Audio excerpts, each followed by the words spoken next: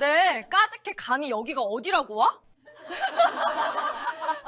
소정은 며느리 민서의 처참한 몰골을 보고는 극도로 화가 났습니다. 동시에 며느리가 동창회에 가도록 부추긴 것에 대한 후회도 밀려왔죠. 가만히 있을 수 없었던 소정은 자신의 숨겨왔던 과거를 들추게 됩니다. 그때까진 아무도 몰랐죠. 소정이 한때 부산 수산물 유통업계를 주름잡던 자갈치의 여왕이라 불리던 여인이었던 것을요. 결국 소정은 자신의 인맥을 총동원하여 며느리 민서를 이렇게 만든 이들에게 복수를 하게 되는데 과연 그들은 어떤 최후를 맞이하게 될까요? 이야기 시작하겠습니다.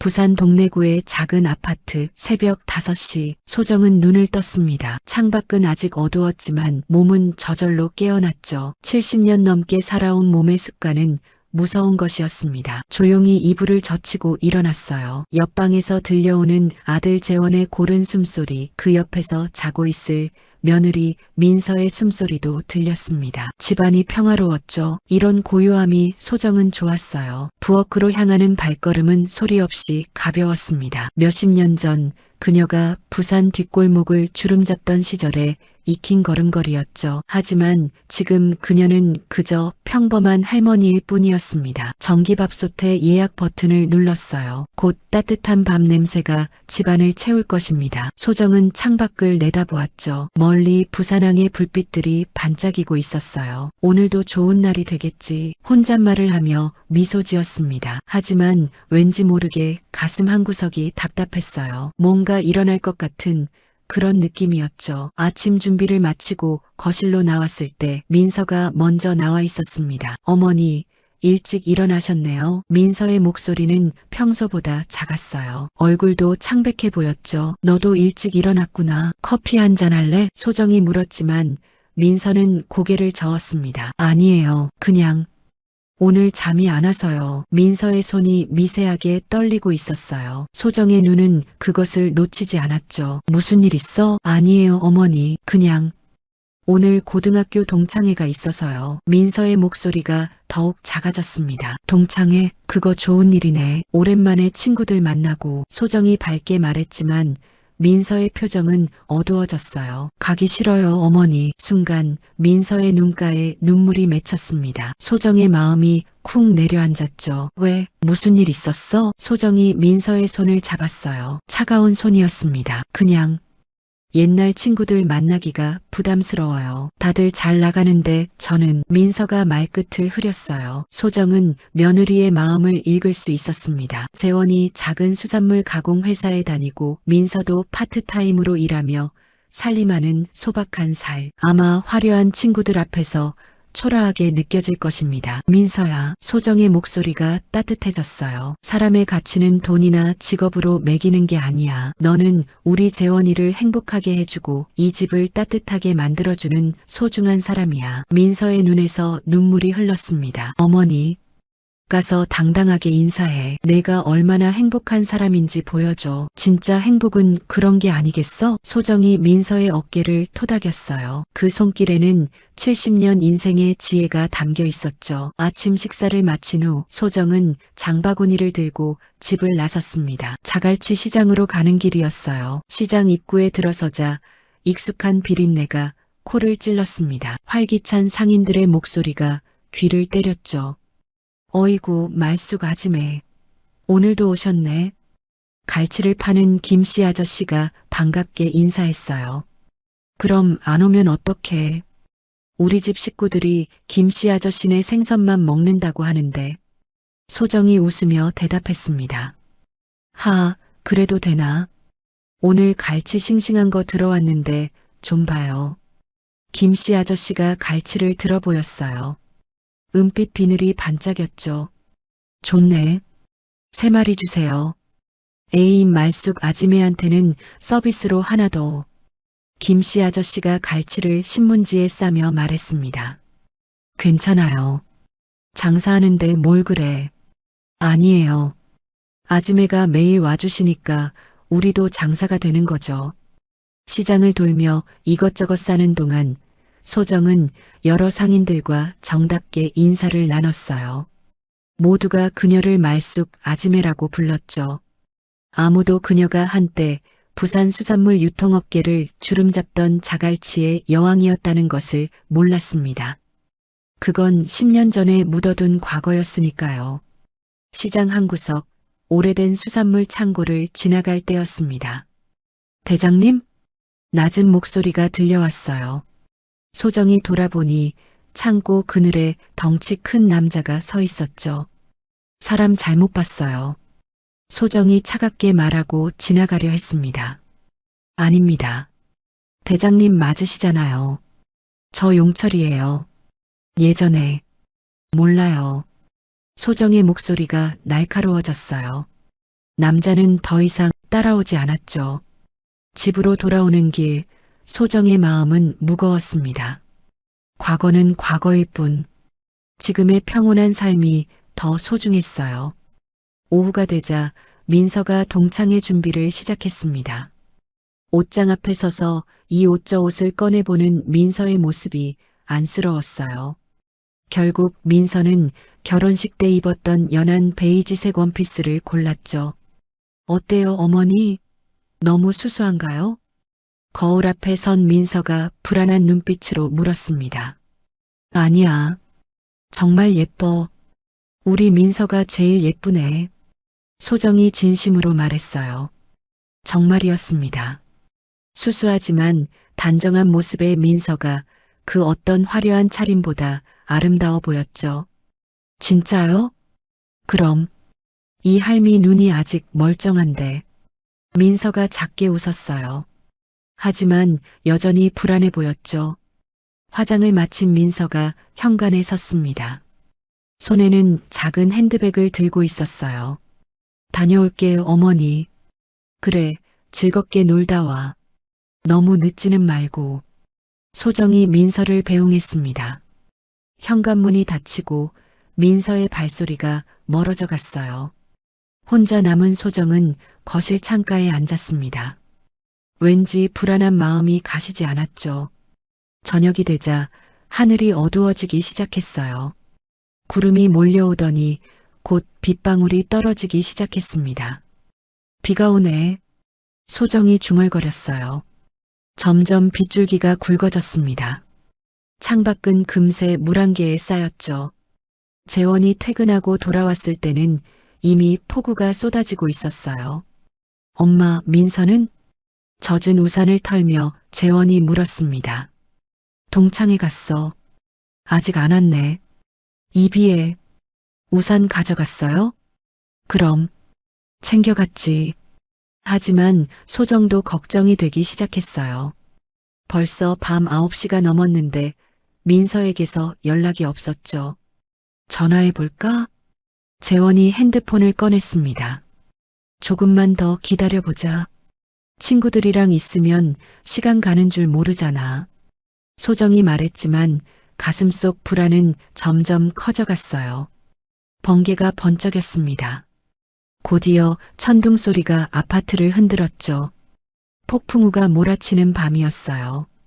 소정은 현관 쪽을 계속 바라보았습니다. 민서가 들어올 때마다 나는 발소리를 기다리며 시계가 10시를 가리켰을 때 재원이 더 이상 참지 못하고 전화를 걸었어요. 전화를 받지 않아요. 재원의 얼굴에 걱정이 가득했습니다. 혹시 전화 소리를 못 들었을지도. 소정이 말했지만 그녀도 이제는 정말로 걱정이 되기 시작했어요. 그때였습니다. 현관문이 열리는 소리가 들렸어요. 소정과 재원이 동시에 현관으로 달려갔죠.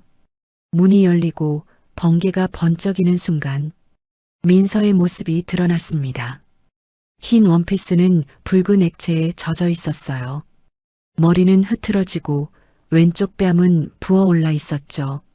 손에 들고 있던 핸드백은 찢어져 있었습니다. 민서야. 재원이 아내에게 달려갔어요. 민서는 그 자리에 주저앉아 흐느끼기 시작했죠. 소정의 눈이 차갑게 변했습니다. 흰 원피스를 적신 것은 와인이었어요. 그리고 민서의 부은 뺨에는 선명한 손가락 자국이 있었죠. 민서야, 누가 이런 짓을 했어? 소정의 목소리는 낮고 차분했어요. 하지만 그 안에는 칼날 같은 날카로움이 숨어 있었죠. 민서는 대답하지 못하고 계속 울기만 했습니다. 재원이 아내를 안아주며 달랬어요. 괜찮아, 괜찮아. 일단 안으로 들어가자. 거실로 들어온 민서는 소파에 주저앉았습니다. 소정이 따뜻한 물수건을 가져와 민서의 얼굴을 닦아주었어요. 부은 뺨을 닦을 때 민서가 움찔했죠. 아파? 네. 어머니. 민서의 목소리는 모기 소리만큼 작았어요. 누가 때렸니? 재원의 목소리에는 분노가 섞여 있었습니다. 주먹을 꽉 쥐고 있는 그의 손이 떨렸죠. 강혜린이가. 민서가 겨우 입을 열었어요. 그 이름을 듣는 순간 소정의 표정이 굳어졌습니다. 강혜린. 그 이름은 소정도 알고 있었어요. 부산의 유명한 수산물 유통업체 사장 강준혁의 딸이었죠. 왜 그런 짓을 했어? 재원이 다그쳐 물었습니다. 고등학교 때 예린이네 아버지가 우리 아버지한테 사기를 당했다고. 그때 일을 아직도. 민서의 말이 눈물에 끊겼어요. 소정은 조용히 일어났습니다. 안방으로 들어가는 그녀의 걸음걸이가 달라졌어요. 더 이상 허리가 굽은 할머니의 걸음이 아니었죠. 안방 깊숙한 곳, 오래된 장롱 맨 아래 서랍을 열었습니다. 거기에는 낡은 가죽 수첩이 있었어요. 그리고 그 옆에는 구형 폴더폰도 있었죠. 수첩을 펼쳤습니다. 빛바랜 종이에는 빼곡히 이름과 전화번호가 적혀 있었어요. 부산의 실력자들, 그녀가 한때 거느렸던 사람들의 연락처였죠. 10년이나 지났지만 아직 기억하고 있겠지. 소정의 입가에 차가운 미소가 번졌습니다. 순간 소정의 안에서 무언가가 꿈틀거렸습니다. 10년 동안 잠들어 있던 무언가가 깨어나는 느낌이었어요. 내 새끼를 건드렸구나. 그녀는 폴더폰의 전원을 켰습니다. 오래된 기계음과 함께 화면이 밝아졌어요. 배터리는 아직 살아있었죠. 마치 이 순간을 기다렸다는 듯이. 거실로 돌아온 소정은 여전히 울고 있는 민서 옆에 앉았어요. 민서야, 자세히 얘기해 줄 수 있겠니? 무슨 일이 있었는지. 소정의 목소리는 다정했지만 눈빛은 이미 변해 있었어요. 민서가 고개를 들었습니다. 시어머니의 눈을 보는 순간 뭔가 다르다는 것을 느꼈죠. 평소의 따뜻한 눈빛이 아니었어요. 마치 깊은 바다 같은 눈이었습니다. 동창회에서 예린이가 저한테 와인을 부었어요. 그리고는 내 부모가 우리 아버지한테 사기친 거 잊었어? 라고. 민서의 목소리가 떨렸습니다. 다른 애들도 다 보는 앞에서 저를. 더 이상 말을 잇지 못하고 민서는 다시 울음을 터뜨렸어요. 소정의 눈빛이 서서히 변해갔습니다. 자애로운 할머니의 눈이 아니었어요. 한때 부산을 주름잡던 자갈치의 여왕의 눈이었죠. 창밖에서는 폭풍우가 더욱 거세게 몰아쳤습니다. 번개가 하늘을 가르고 천둥이 대지를 흔들었어요. 하지만 진짜 폭풍은 아직 시작되지 않았어요. 이제 곧 시작될 폭풍은, 부산을 뒤흔들 폭풍은 한소정이라는 이름의 폭풍이었습니다. 그녀의 손에 들린 낡은 폴더폰이 희미하게 빛났어요. 10년의 침묵을 깨뜨릴 시간이 왔습니다. 거실에는 무거운 침묵이 흘렀습니다. 민서의 흐느낌만이 빗소리와 섞여 들려왔어요. 재원은 아내의 손을 꼭 잡고 있었고 소정은 손에 든 폴더폰을 내려다보고 있었죠. 처음부터 천천히 얘기해봐. 소정의 목소리는 차분했어요. 하지만 그 차분함 속에는 폭풍 전의 고요함이 있었죠. 민서가 떨리는 손으로 눈물을 닦았습니다. 숨을 깊게 들이마시고 겨우 입을 열었어요. 호텔 연회장에 도착했을 때는 다들 반갑게 맞아줬어요. 민서의 목소리가 작게 떨렸습니다. 처음엔 좋았어요. 오랜만에 보는 얼굴들, 학창시절 얘기하면서. 그런데 예린이가 왔어요. 그 이름이 나오자 민서의 몸이 움츠러들었습니다. 마치 그때의 공포가 다시 엄습하는 것 같았죠. 예린이는 명품으로 온몸을 치장하고 있었어요. 다른 친구들도 다 그녀 주위로 모였고요. 재원의 손에 힘이 들어갔어요. 소정은 여전히 침묵을 지키며 듣고 있었죠. 처음엔 무시하려고 했어요. 그런데 예린이가 제게 다가왔어요. 민서의 눈에 다시 눈물이 고였습니다. 어머, 민서야? 정말 오랜만이네. 근데 그 원피스 결혼식 때 입었던 거 아니야? 민서가 강혜린의 말투를 흉내냈어요. 비웃음이 가득한 목소리였죠. 다른 친구들이 다 쳐다봤어요. 수군거리는 소리가 들렸고요. 전 그냥 웃으면서 넘기려고 했어요. 민서의 목소리가 점점 작아졌습니다. 그런데 예린이가 큰 소리로 말했어요. 맞다, 너희 아버지. 우리 아버지한테 사기쳐서 감옥 간 그 사람 맞지? 순간 재원의 얼굴이 굳어졌어요. 소정의 손가락이 미세하게 떨렸죠. 연회장이 조용해졌어요. 모든 사람이 저를 쳐다봤고 전 아무 말도 할 수 없었어요. 민서의 목소리에 울음이 섞였습니다. 예린이가 와인잔을 들더니 어머나 미안 하면서 제게 쏟았어요. 붉은 와인이었어요. 제 원피스에 더 이상 말을 잇지 못하고 민서는 울음을 터뜨렸어요. 그것뿐이야? 소정이 조용히 물었습니다. 목소리에는 감정이 없었어요. 마치 얼음처럼 차가웠죠. 아니에요. 민서가 고개를 저었어요. 다른 친구들도 다들 예린이 편이었어요. 그런 아버지를 둔 딸이 무슨 낯짝으로 여기 왔냐고. 도둑의 딸이라고. 재원이 벌떡 일어났습니다. 그 나쁜 년들이. 재원아. 소정이 아들을 불렀어요. 그 한마디에 재원은 다시 앉았죠. 어머니의 목소리에서 무언가를 느낀 것입니다. 그래서 제가 나가려고 하니까 예린이가 제 팔을 잡았어요. 그리고는 민서가 부은 뺨을 만졌습니다. 이게 내 부모가 한 일의 대가야. 아직도 부족하지만이라고 하면서 저를 때렸다는 말은 끝내 입 밖으로 나오지 않았어요.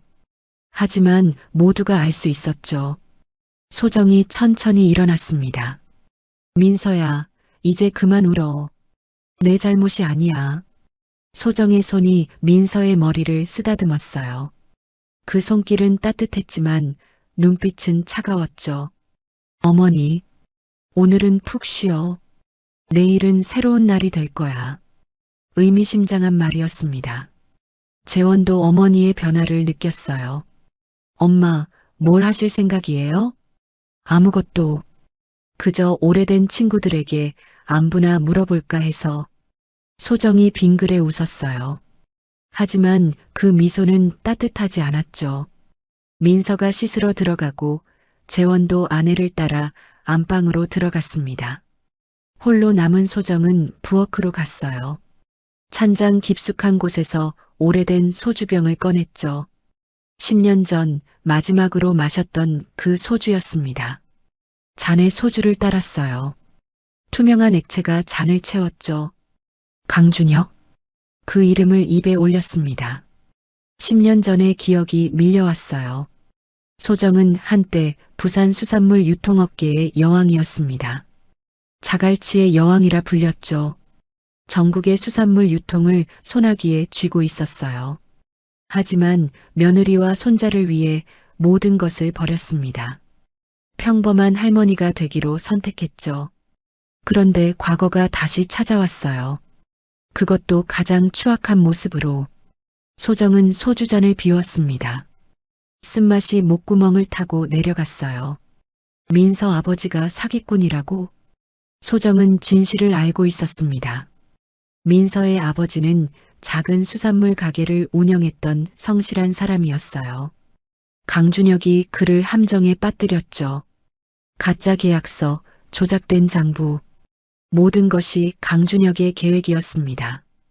결국 민서의 아버지는 누명을 쓰고 감옥에 갔어요. 그리고 그곳에서 병으로 세상을 떠났죠. 소정은 그때 개입할 수 있었습니다. 하지만 그러지 않았어요. 은퇴를 결심한 후였고 더 이상 그런 일에 관여하고 싶지 않았죠. 그것이 후회였습니다. 이제는 달라. 소정이 중얼거렸어요. 그녀는 다시 안방으로 갔습니다. 낡은 수첩을 펼쳤어요. 첫 페이지에 적힌 이름.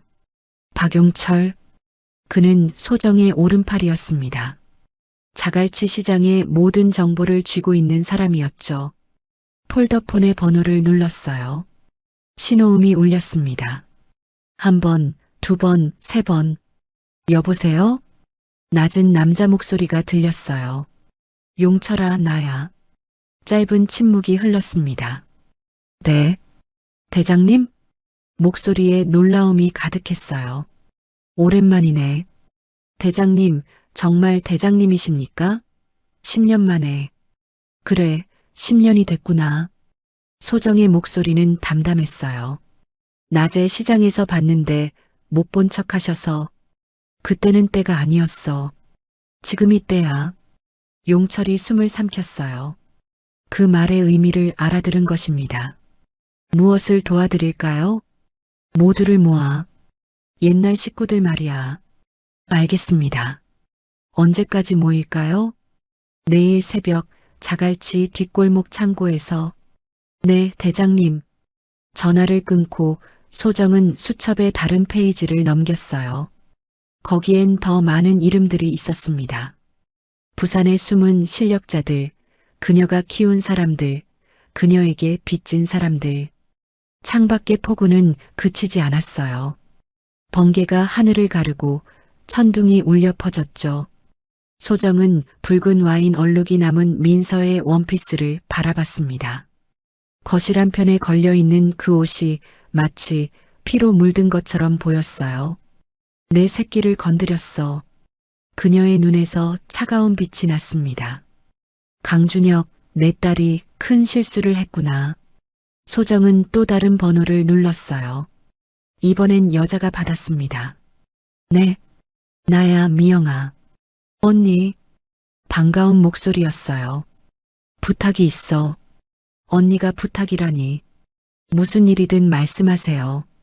김미영은 부산 최고의 정보통이었습니다. 호텔, 레스토랑, 미용실. 부산 상류층이 가는 곳이라면 어디든 그녀의 정보원이 있었죠. 강준혁 일가를 조사해줘. 특히 딸 강혜린. 모든 것을 알고 싶어. 강준혁이요? 수산물 유통업하는? 그래. 알겠습니다, 언니. 며칠이면 될까요? 빠를수록 좋아. 내일까지 1차 보고 드릴게요. 전화를 끊고 소정은 마지막으로 한 번호를 더 눌렀어요. 검사님, 오랜만입니다. 누구? 한소정 씨? 네, 접니다. 이 시간에 무슨 일이? 옛날 약속, 아직 유효한가요? 또다시 침묵이 흘렀어요. 물론입니다. 그때 도움 주신 것 잊지 않고 있습니다. 다행이네요. 조만간 부탁할 일이 생길 것 같아서요. 언제든지 연락 주십시오. 마지막 전화를 끊고 소정은 거실로 나왔습니다. 폭우는 여전히 계속되고 있었어요. 하지만 그녀의 마음은 이미 맑아졌죠. 10년의 평화가 끝났습니다. 자갈치의 여왕이 돌아올 시간이었어요. 내일이면 부산이 떨 것입니다. 그녀의 이름 앞에 다시 한번. 소정은 창밖을 바라봤어요. 번개가 친 순간 그녀의 눈이 번뜩였죠. 복수의 서막이 올랐습니다. 그녀는 다시 수첩을 펼쳤어요. 손가락으로 한 페이지 한 페이지 넘기며 적혀있는 이름들을 확인했죠. 최 선장, 아직 원양어선 타고 있겠지. 돌아오면 연락해야겠어. 정 사장, 지금은 횟집 체인점을 운영한다고 들었지. 오 여사, 부산 최고급 일식당의 여주인이 됐다던가. 모두가 그녀의 사람들이었습니다. 그녀가 도와주고 키워주고 때로는 구해준 사람들이었죠. 소정은 거실 한편에 있는 오래된 액자를 바라봤어요. 가족 사진이었죠. 재원과 민서, 그리고 그녀. 세 사람이 환하게 웃고 있었습니다. 이 평화를 지키려고 했는데 한숨이 나왔어요. 하지만 이미 결심은 선 후였죠. 그녀는 펜을 들었습니다. 깨끗한 종이에 무언가를 적기 시작했어요. 첫째, 강준혁의 회사 조사. 둘째, 강혜린의 약점 파악. 셋째, 합법적인 방법으로 압박. 넷째, 완벽한 파멸. 간단한 계획이었지만 실행은 복잡할 것입니다. 하지만 소정에게는 자신이 있었어요. 10살 때부터 자갈치 시장에서 살았어. 20살에 가게를 차렸고 40에 부산을 손에 넣었지. 그녀의 인생은 전투의 연속이었습니다. 그리고 한 번도 진 적이 없었죠. 강준혁, 너는 내가 누군지 모르겠지. 하지만 곧 알게 될 거야. 소정은 일어서서 베란다로 나갔어요. 차가운 빗방울이 얼굴에 닿았죠. 멀리 부산항의 불빛이 보였습니다. 그곳에서 그녀는 시작했고 그곳에서 왕이 되었죠. 그리고 이제 다시 그곳으로 돌아갈 것입니다. 자갈치의 여왕이 돌아온다는 소식은 곧 부산 전체에 퍼질 것입니다. 그리고 그때 강준혁 일가는 자신들이 무엇을 건드렸는지 알게 되겠죠. 소정의 입가에 차가운 미소가 번졌어요. 밤은 깊어가고 폭우는 계속되었습니다. 하지만 진짜 폭풍은 이제 시작이었죠. 새벽 4시 자갈치 시장 뒷골목. 어둠 속에서 그림자들이 움직였습니다. 하나둘씩 조용히 마치 물고기처럼 소리 없이 모여들었죠. 오래된 수산물 창고 앞. 녹슨 철문이 삐걱거리며 열렸어요. 소정이 먼저 들어갔습니다. 그녀의 걸음은 확고했어요. 더 이상 구부정한 할머니의 걸음이 아니었죠. 창고 안은 어두웠습니다. 하지만 곧 작은 전구 하나가 켜졌어요. 희미한 불빛이 먼지 가득한 공간을 비췄죠. 대장님, 낮은 목소리가 들렸습니다. 박용철이었어요. 덩치 큰 그의 얼굴에는 감동이 가득했죠. 용철아. 소정이 고개를 끄덕였습니다. 곧이어 다른 사람들도 모습을 드러냈어요. 10명, 20명, 모두 30명이 넘는 사람들이 모였죠. 모두가 그녀의 옛 부하들이었습니다. 자갈치 시장의 짐꾼부터 부산항의 선장들까지 수산물 유통업계의 실력자들이었죠. 대장님이 부르셨다니 달려왔습니다. 흰머리가 성성한 최 선장이 말했어요. 그의 눈가에는 주름이 가득했지만 눈빛은 여전히 날카로웠죠. 10년 만이네 모두들. 소정의 목소리가 창고 안에 울렸습니다. 너무 오래 기다렸습니다, 대장님. 정 사장이 말했어요. 그는 이제 부산에서 손꼽히는 횟집 체인점 사장이었죠. 소정은 천천히 주위를 둘러봤습니다. 모두의 얼굴을 하나하나 확인했어요. 내가 은퇴하고 모두 잘 지냈나? 대장님 덕분에 잘 살고 있습니다. 여러 목소리가 동시에 대답했어요. 좋아. 그런데 오늘은 부탁이 있어서 불렀어. 창고 안이 조용해졌습니다. 모두가 숨을 죽이고 다음 말을 기다렸죠. 내 며느리가 모욕을 당했어. 소정의 목소리가 차가워졌어요. 강준혁이라는 놈의 딸이 내 며느리에게 와인을 붓고 때렸어. 공개적으로 망신을 줬지. 순간 창고 안의 공기가 얼어붙었습니다. 강준혁이요? 용철의 목소리에 분노가 섞였어요. 그 사기꾼 놈이 아직도 멀쩡히 살아있었군요. 아직도라니? 소정이 물었습니다. 대장님은 모르셨군요. 그놈이 10년 전에 한 짓을. 용철이 주먹을 쥐었어요. 민서 아버지 일 말이야? 네. 그놈이 조작한 서류로 죄 없는 사람을 감옥에 보냈죠. 창고 안이 술렁였습니다. 모두가 그 사건을 기억하고 있었어요. 그때 대장님이 은퇴하지 않으셨다면 최 선장이 말끝을 흐렸습니다. 소정의 눈빛이 더욱 차가워졌어요. 과거는 과거야. 중요한 건 지금이지. 그녀는 품에서 종이를 꺼냈습니다. 강준혁과 강혜린의 정보가 적혀 있었죠. 이놈들을 조사해. 모든 것을 파헤쳐. 어디까지 조사할까요? 끝까지.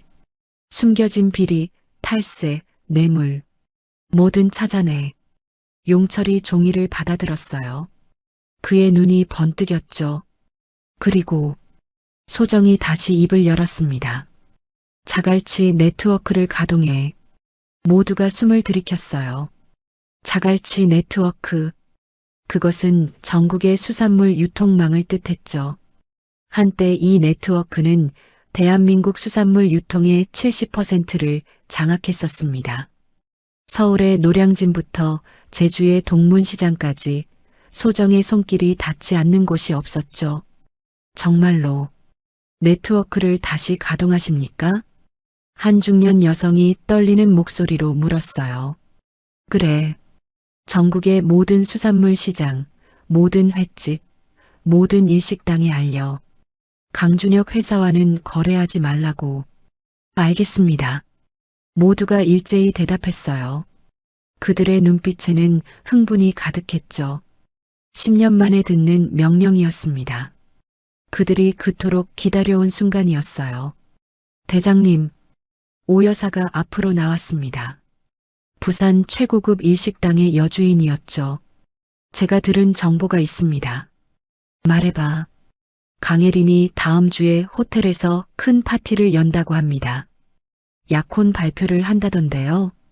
소정의 입가에 차가운 미소가 번졌어요. 약혼 파티라. 네. 부산의 유명 인사들이 모두 초대받았다고 합니다. 정재계 인사 300명 이상이 참석할 예정이고요. 상대는 누구지? 서울의 대기업 후계자라고 들었습니다. L그룹 막내 아들이요.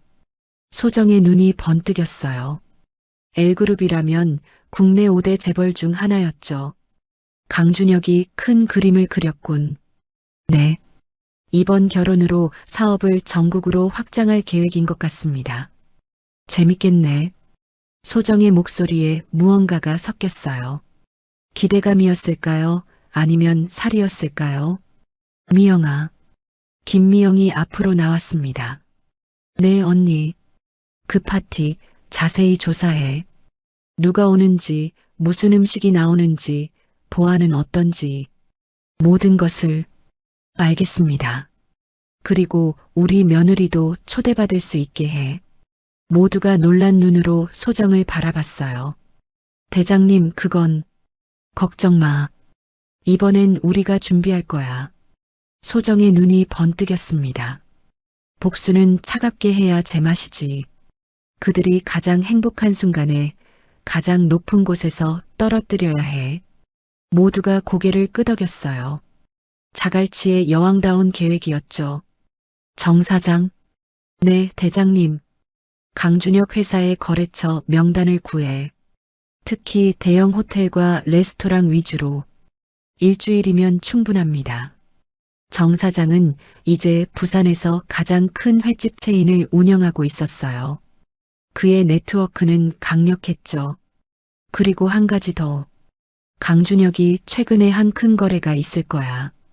조사해봐. 어떤 거래를 찾아야 할까요? 수상한 거래. 특히 중국이나 일본 쪽하고 한 거래 말이야. 정 사장의 표정이 진지해졌어요. 혹시 밀수를 의심하시는 겁니까? 소정이 고개를 끄덕였습니다. 그놈 성격상 큰 돈을 벌려면 뭐든 할 거야. 특히 딸 결혼을 앞두고는 더욱 그럴 거고. 알겠습니다. 제가 세관에 아는 사람이 있으니 조사해 보겠습니다. 좋아. 최 선장은? 네. 흰머리의 최 선장이 꼿꼿이 섰어요. 그는 한때 소정을 위해 위험한 바다를 누볐던 사람이었죠. 부산항에 드나드는 강준혁 회사 화물선을 감시해 수상한 점이 있으면 바로 보고하고. 알겠습니다. 제 부하들이 24시간 감시하겠습니다. 그리고 선장. 네. 혹시 일본 쪽에서 이상한 소문 들은 거 없어? 최 선장이 잠시 생각하더니 입을 열었어요.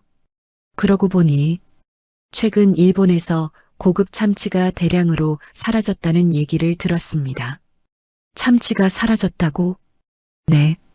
도쿄 수산시장에서 경매에 나와야 할 최고급 참다랑어들이 갑자기 사라졌다고. 야쿠자가 개입됐다는 소문도 있고요. 소정의 눈빛이 날카로워졌어요. 그거야. 강준혁이 손댄 게 그거야. 대장님? 일본 야쿠자와 손잡고 고급 수산물을 밀수입하는 거지. 정식 통관을 거치지 않으니 세금도 안 내고 이익은 몇 배가 되겠지. 창고 안이 술렁였습니다. 그런 위험한 짓을 돈이 되면 뭐든 하는 놈이야. 게다가 야쿠자와 손잡았다면. 소정이 잠시 생각에 잠겼어요. 용철아. 네, 대장님.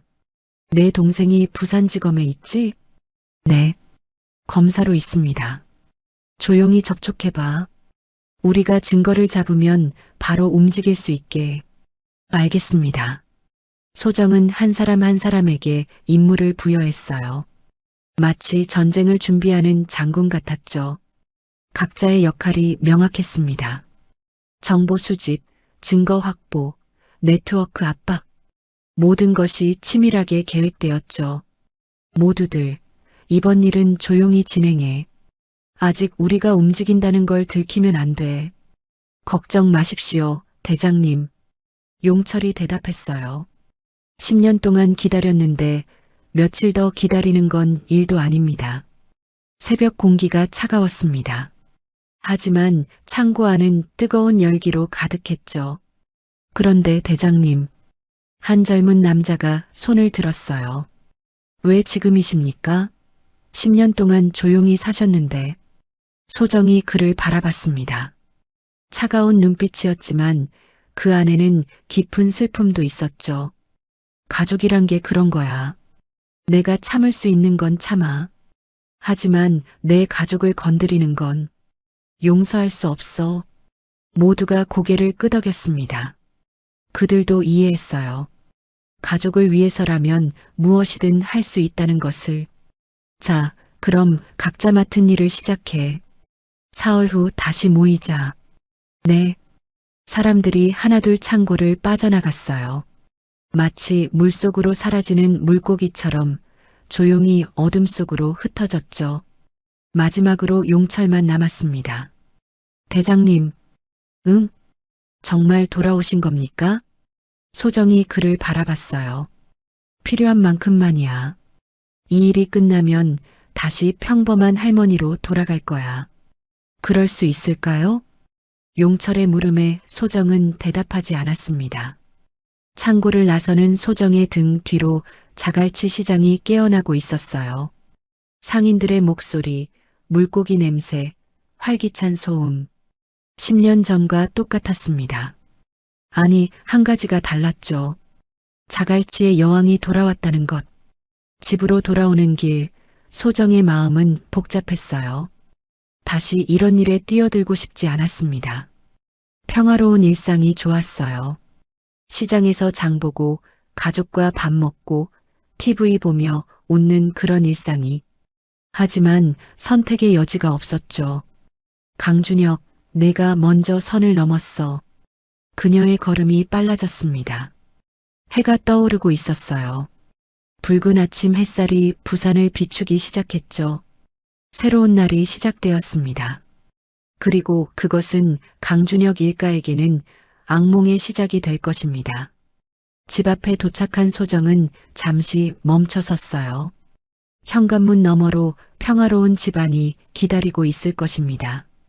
아직 모르는 채로. 그녀는 심호흡을 했어요. 그리고 다시 말쑥 아지매의 얼굴을 만들었죠. 다녀왔어요. 집에 들어서며 소정이 밝게 인사했습니다. 어머니, 어디 가셨어요? 민서가 부엌에서 나왔어요. 얼굴이 많이 나아 보였죠. 시장에 잠깐. 오늘 아침은 특별한 거 해줄게. 소정이 웃으며 말했습니다. 아무도 몰랐어요. 방금 전까지 그녀가 어디에 있었는지, 무엇을 계획했는지, 그리고 앞으로 무슨 일이 일어날지. 부엌에서 칼질 소리가 났습니다. 도마 위에 생선이 토막났죠. 마치 누군가의 운명처럼. 일주일 후 소정의 집. 어머니, 정말 제가 가도 괜찮을까요? 민서가 불안한 눈빛으로 물었어요. 손에는 금색 봉투가 들려 있었죠. 강혜린의 약혼 파티 초대장이었습니다. 당연하지. 이번엔 내가 주인공이 될 거야. 소정이 따뜻하게 웃었어요. 하지만 그 웃음 뒤에는 차가운 계산이 숨어 있었죠. 현관벨이 울렸습니다. 배달입니다. 소정이 문을 열자 커다란 상자들이 들어왔어요. 어머니, 이게 뭐예요? 민서가 놀란 눈으로 물었습니다. 내 드레스야. 소정이 상자를 열었어요. 그 안에는 은은한 진주빛 드레스가 있었죠. 최고급 실크로 만든 명품이었습니다. 이런 비싼 걸 우리 며느리가 제일 예뻐야지. 소정의 손이 민서의 어깨를 토닥였어요. 저녁이 되어 파티장으로 출발할 시간이었습니다. 거울 앞에 선 민서는 완전히 다른 사람이 되어 있었어요. 우아한 드레스, 세련된 메이크업, 반짝이는 액세서리. 정말 예쁘다, 민서야. 재원이 감탄했어요. 민서의 뺨이 발글에 물들었죠. 가자. 늦으면 안 돼. 소정이 말했습니다. 그녀도 품위 있는 한복을 입고 있었어요. 호텔 파라다이스, 부산 최고급 호텔. 입구에 도착하자 발레 파킹 직원이 달려왔습니다. 그런데 한소정 여사님, 호텔 지배인이 직접 나와 인사했어요. 그의 얼굴에는 긴장이 가득했죠. 오랜만이네, 박 지배인. 영광입니다, 여사님. 직접 뵙게 되어. 민서와 재원은 놀란 눈으로 시어머니를 바라봤어요. 연회장으로 가는 길, 호텔 직원들이 모두 고개를 숙여 인사했습니다. 마치 왕족을 대하듯이요. 화려한 연회장. 수백 명의 사람들이 모여 있었어요. 어머, 저 사람이. 설마 한소정 씨? 자갈치의 여왕이 왔다고? 수군거리는 소리가 들렸습니다. 사람들의 시선이 소정에게 쏠렸죠. 그때 무대 위에서 마이크를 잡은 사람이 있었어요. 강혜린이었습니다. 빨간 드레스를 입은 그녀는 자신만만해 보였죠. 옆에는 잘생긴 청년이 서 있었어요. L그룹의 후계자였습니다. 안녕하세요, 여러분. 오늘 저희 약혼을 축하해주러 와주셔서 감사합니다. 박수 소리가 터져 나왔어요. 예린의 시선이 민서를 발견했습니다. 그녀의 입가에 비웃음이 번졌죠. 아, 특별한 손님도 오셨네요. 민서 씨, 어서 오세요. 갑자기 스포트라이트가 민서를 비췄어요. 모든 사람의 시선이 집중되었죠. 민서의 얼굴이 빨개졌습니다. 다리가 떨렸어요. 하지만 소정이 살짝 손을 잡아주었죠. 그 손길에서 힘을 얻은 민서는 고개를 들었어요. 축하해요, 예린 씨. 민서가 당당하게 말했습니다. 예린의 표정이 일그러졌어요. 파티가 진행되었습니다. 음식을 먹고 샴페인을 마시고 담소를 나누고 그런데 1시간쯤 지났을 때였어요. 아, 내 목걸이. 예린이 갑자기 소리쳤습니다. 다이아몬드 목걸이가 없어졌어요. 연회장이 술렁였어요. 방금까지 있었는데. 아, 맞다. 예린이 민서를 가리켰습니다. 민서 씨가 아까 제 옆을 지나갔어요. 혹시 무슨 소리예요? 재원이 화를 냈어요. 하지만 이미 분위기는 험악해졌죠. CCTV를 확인해봐요. 누군가가 소리쳤습니다. 호텔 보안팀이 달려왔어요. 그리고 큰 화면에 CCTV 영상이 나타났죠. 하지만 영상에는 전혀 다른 장면이 있었습니다. 예린이 화장실에서 한 웨이터에게 돈 봉투를 건네는 장면이었어요. 그리고 무언가를 지시하는 모습도 보였죠. 이게 무슨... 예린의 얼굴이 하얗게 질렸어요. 다음 영상. 그 웨이터가 예린의 목걸이를 몰래 빼내 민서의 가방에 넣으려는 장면이었습니다. 연회장이 조용해졌어요. 모두가 충격에 빠졌죠. 저건 예린이 더듬거렸습니다. 바로 그때였어요. 경찰입니다. 길을 비켜주십시오. 연회장 문이 활짝 열렸습니다. 검은 정장을 입은 사람들이 들어왔어요. 검찰청 특수부 수사관들이었죠. 강준혁 대표님 계십니까? 선두에 선 검사가 물었어요. 네. 내가 누구야? 구석에서 지켜보던 준혁이 소리쳤습니다. 횡령 및 배임 혐의로 긴급 체포합니다. 뭐? 이게 무슨... 수갑이 채워졌어요.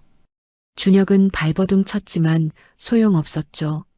추가로 일본 야쿠자와의 밀수 혐의도 수사 중입니다. 동행하시죠. 연회장은 아수라장이 되었어요. 예린은 바닥에 주저앉아 울부짖었고 L그룹 후계자는 황급히 자리를 떴죠. 그때 한 노신사가 소정에게 다가왔습니다. 한소정 여사님, 오 회장님, 부산 상공회의소 회장이었어요. 돌아오신 겁니까? 아니에요. 잠시 나왔을 뿐입니다. 그래도 자갈치의 여왕이 돌아왔다는 소문이 퍼질 텐데요.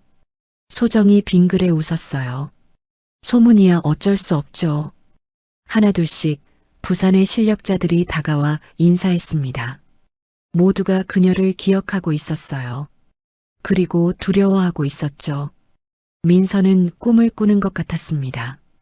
일주일 전만 해도 와인에 젖어 울던 그녀가 지금은 모두의 주목을 받고 있었어요. 어머니, 괜찮아.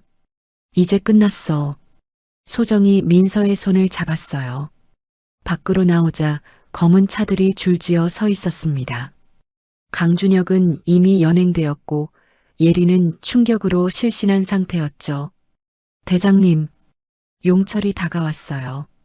모든 증거를 검찰에 넘겼습니다. 최소 10년은 나올 겁니다. 수고했어. 소정이 고개를 끄덕였습니다. 집으로 돌아오는 차 안. 민서는 계속 멍한 표정이었어요.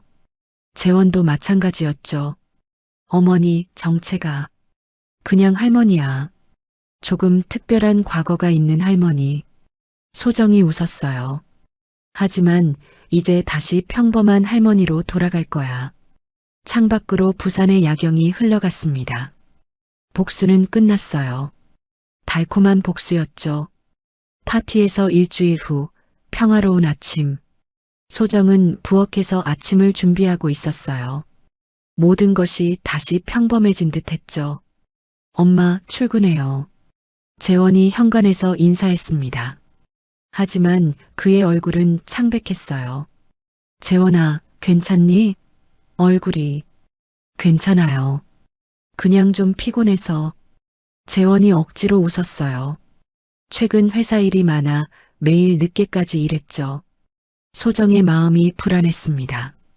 오늘은 일찍 들어와. 보양식 해놓을게. 네, 엄마. 재원이 나간 후 민서가 부엌으로 왔어요. 어머니, 재원이가 요즘 너무 무리하는 것 같아요.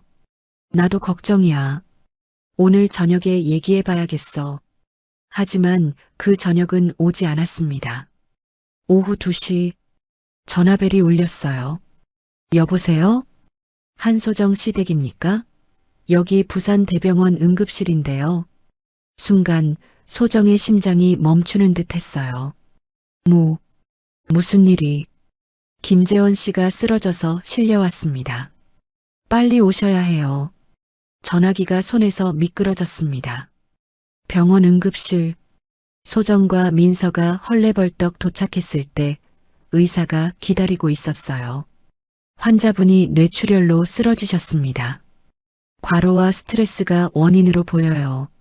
민서가 그 자리에 주저앉았어요. 재원이가, 우리 재원이가 수술이 필요합니다. 그런데 의사의 표정이 어두워졌어요. 이런 고난도 수술을 할 수 있는 의사가 국내에 한 분뿐인데 오늘 오후 미국으로 출국 예정이십니다. 그럼 그분을 불러요. 뭐든 할게요. 소정이 다급하게 말했어요. 이미 공항으로 출발하셨다고. 비행기가 4시에 출발합니다. 지금 2시 반이니 절망이 밀려왔어요. 하지만 소정은 포기하지 않았습니다. 민서야, 재원이 곁에 있어. 내가 어떻게든 할게. 소정의 눈빛이 변했어요. 다시 한번 자갈치의 여왕의 눈빛이었죠. 복도로 나온 소정은 떨리는 손으로 폴더폰을 꺼냈어요. 첫 번째 전화. 국토부 장관님, 한소정입니다. 한 여사님, 무슨 일이? 부탁이 있습니다. 인천공항발 LA행 비행기를 멈춰주세요. 뭐라고요? 소정이 상황을 설명했어요. 전화 너머로 침묵이 흘렀죠. 여사님의 부탁이라면. 하지만 국제선을. 제가 평생 장관님께 아무것도 부탁한 적 없었죠? 알겠습니다. 두 번째 전화. 경찰청장님, 긴급 상황입니다. 세 번째 전화. 대한항공 사장님, 큰 부탁이 있습니다. 소정은 가진 모든 인맥을 동원했어요. 10년 동안 쓰지 않았던 연결고리들이 하나둘 움직이기 시작했죠. 시간은 빠르게 흘렀습니다. 3시 30분. 대장님, 용철이 헐레벌떡 뛰어왔어요. 의사가 탑승 게이트에 있답니다. 비행기 출발이 지연되고 있고요. 헬기는? 경찰 헬기가 대기 중입니다. 그때 소정의 전화가 울렸어요. 여사님, 김 박사님이 상황을 들으셨답니다. 하지만 수술 성공률이 30%도 안 된다고. 실패하면 본인 경력도 끝이라고. 소정의 손이 떨렸어요. 하지만 목소리는 확고했죠. 연결해주세요. 잠시 후 전화 너머로 중년 남성의 목소리가 들렸어요. 한소정 씨? 김 박사님 부탁드립니다. 제 아들이에요. 제 전부예요. 하지만 이 수술은 실패해도 원망하지 않겠습니다. 서명이 필요하면 뭐든 하겠어요. 제발. 소정의 목소리가 떨렸어요. 그토록 강했던 그녀가 무너져 내렸죠. 제발. 제 아들 좀 살려주세요. 제가 가진 모든 걸 드릴게요. 긴 침묵이 흘렀습니다. 알겠습니다. 가겠습니다. 4시 15분. 경찰 헬기가 병원 옥상에 착륙했어요. 김 박사가 뛰어내렸습니다. 곧바로 수술실로 향했죠. 9시간은 걸릴 겁니다. 기다리셔야 해요. 수술실 문이 닫혔어요. 빨간 불이 켜졌습니다. 대기실. 소정과 민서는 손을 꼭 잡고 있었어요. 어머니, 괜찮아. 재원이는 강한 아이야. 하지만 소정의 눈에서도 눈물이 흘렀습니다. 시간이 너무 느리게 갔어요. 1시간, 2시간, 3시간. 밤이 깊어갔습니다. 자정을 넘어 새벽 1시. 수술실 문이 열렸어요. 김 박사가 지친 얼굴로 나왔습니다. 어떻게 됐어요? 민서가 울먹이며 물었어요. 김 박사가 천천히 마스크를 벗었습니다. 그리고 미소를 지었어요. 성공했습니다. 환자분은 이제 안전해요. 그 순간 소정이 무너져 내렸어요. 감사합니다. 감사합니다. 평생 고개 숙인 적 없던 그녀가 무릎을 꿇었습니다. 어머니, 민서가 시어머니를 부축했어요. 정말, 정말 감사합니다, 박사님. 중환자실, 유리창 너머로 재원이 보였어요. 온몸에 기계가 연결되어 있었지만 살아 있었죠. 어머니, 재원이가 살았어요. 민서가 울며 말했습니다. 소정은 유리창에 손을 대고 있었어요. 미안하다, 재원아. 엄마가 미안해. 그녀의 어깨가 떨렸습니다. 복수할 때보다 내가 쓰러졌을 때가 더 간절했어. 훨씬 더. 눈물이 멈추지 않았어요. 그때 뒤에서 발소리가 들렸습니다. 대장님, 용철이었어요. 그의 눈도 빨갛게 충혈되어 있었죠. 모두들 밖에서 기다리고 있습니다. 재원이가 무사하다는 소식 듣고 다들 소정이 고개를 돌렸어요. 복도에는 수십 명의 사람들이 서 있었습니다. 새벽인데도 모두 달려온 것이었죠. 여사님, 재원이는 우리 모두의 조카입니다. 정 사장이 말했어요. 맞아요. 여사님 가족은 우리 가족이죠. 모두가 고개를 끄덕였습니다. 소정의 가슴이 뜨거워졌어요. 돈과 권력보다 소중한 건 이거였구나. 가족. 그리고 진심으로 걱정해주는 사람들. 그것이 진짜 재산이었습니다. 1년 후 부산 동래구의 작은 아파트. 아침 햇살이 거실을 가득 채웠어요. 소정은 창가에서 화분에 물을 주고 있었죠. 엄마, 출근해요. 재원이 밝은 목소리로 인사했습니다. 1년 전과는 완전히 달랐어요. 얼굴에는 생기가 돌았고 눈빛은 희망으로 반짝였죠. 아침은 먹었어요. 민서가 김밥 싸줬거든요. 재원이 활짝 웃었어요.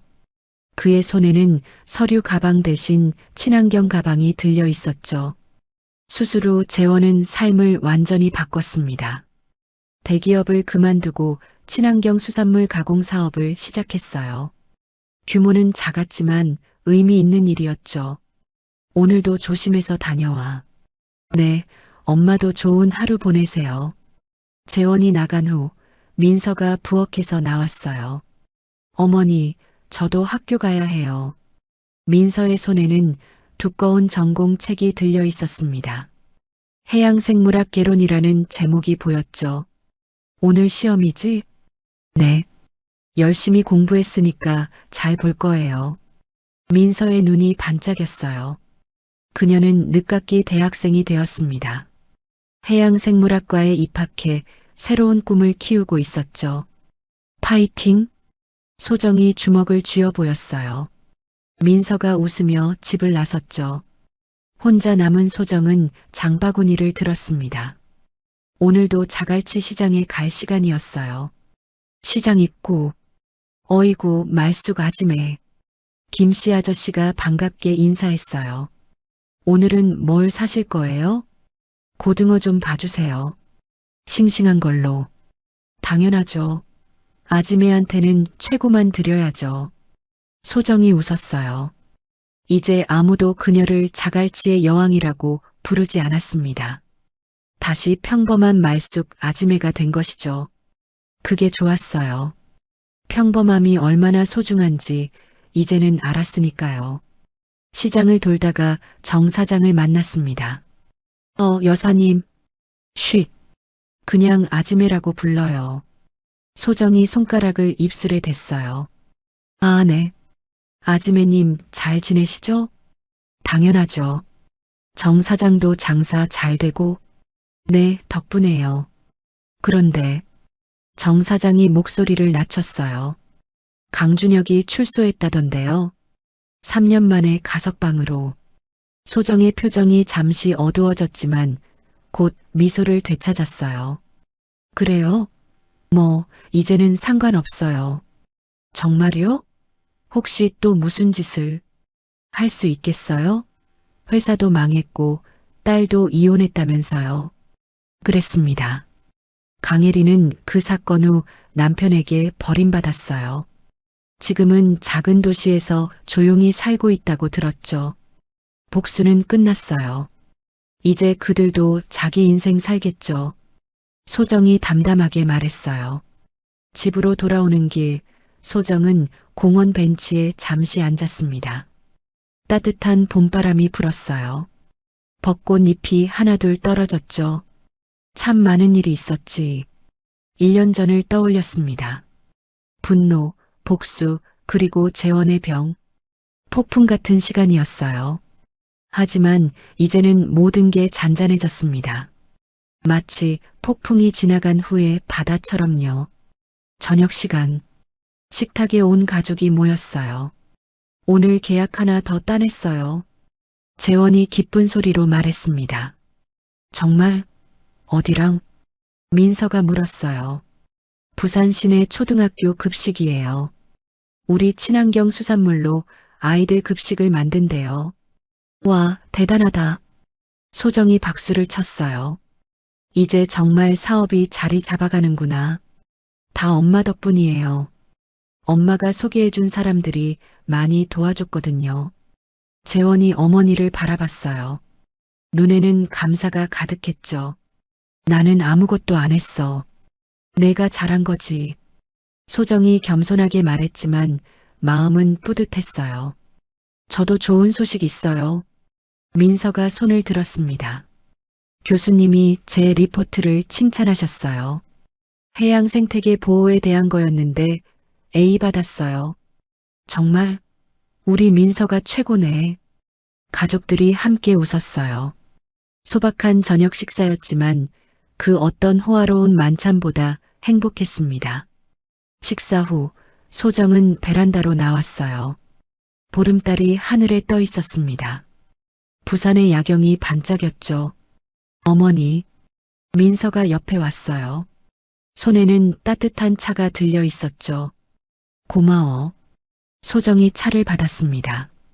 어머니, 궁금한 게 있어요. 뭐? 그때 정말 무서웠어요? 민서가 조심스럽게 물었어요.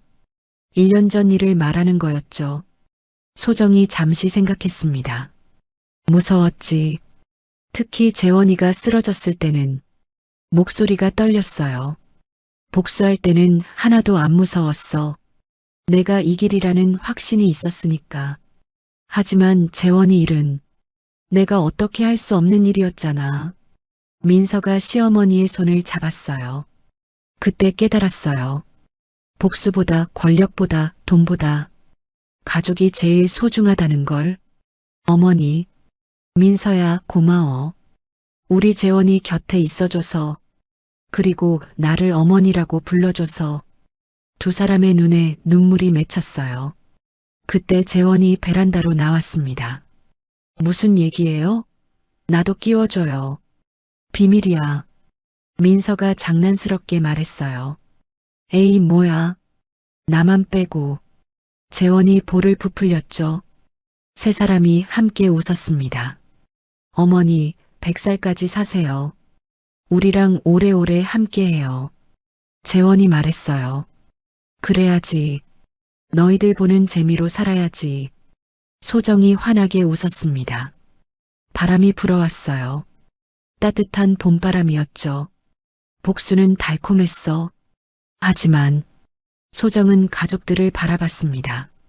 가족과 함께하는 이 평범한 일상이 더 달콤해.